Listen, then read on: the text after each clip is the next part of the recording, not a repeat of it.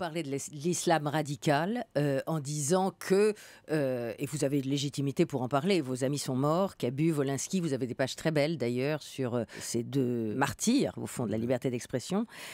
Mais vous dites au fond, la phrase « il ne faut pas stigmatiser la société » est une excuse au terrorisme. On n'en est plus là quand même. Vous avez entendu Manuel Valls à l'Assemblée, vous avez entendu toute une partie de la gauche. Personne ne dit les malheureux Kouachi, Koulibaly. D'abord, j'ai écrit ce livre l'année dernière. J'ai rajouté vous avez rajouté l'introduction après les attentats.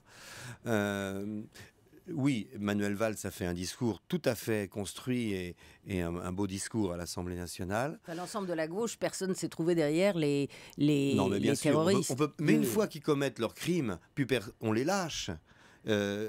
Mais regardez Dieudonné par exemple, le nombre d'intellectuels, le nombre même de certains juristes de haut niveau, le nombre de journalistes, le nombre d'humoristes qui l'ont soutenu, alors que c'était une évidence qu'il était antisémite, qu'il tenait des propos scandaleux.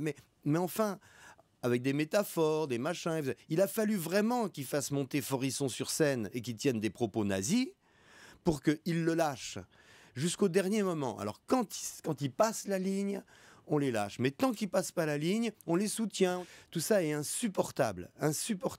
Et je pense que tous les mômes qui aujourd'hui se convertissent à un islam radical dans les banlieues, on ne peut plus analyser ça comme quelque chose comme un phénomène social. C'est un phénomène politique et culturel qu'il faut traiter politiquement et culturellement.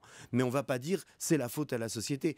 Il y a eu beaucoup d'argent mis dans les banlieues, de l'argent qui a été mal dépensé. Mais on ne peut pas dire que la République a abandonné les banlieues. Il faut regarder les chiffres de l'argent public qui s'est déversé sur les banlieues ces 20 dernières années. Mais c'est énorme.